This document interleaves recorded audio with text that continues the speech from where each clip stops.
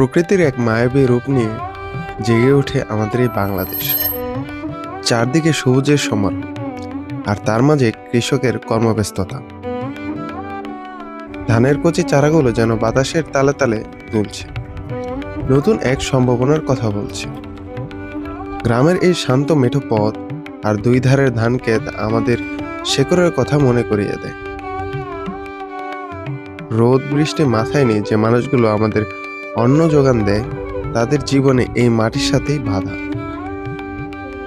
প্রচন্ড রোদে কিংবা দীর্ঘ ক্লান্তি কোনো কিছুই তাদের থামিয়ে রাখতে পারে না।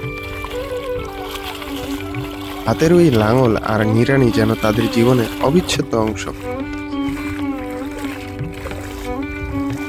কাদা মাটি মেখে তারা বনে চলেন আগামীর স্বপ্ন।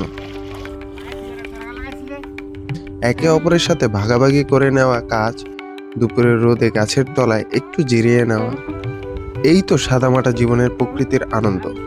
এই গ্রাম, এই কৃষক আর এই ধান খেতেই সবকিছু মিলিয়ে আমাদের এই আসল সোনালী বাংলাদেশ।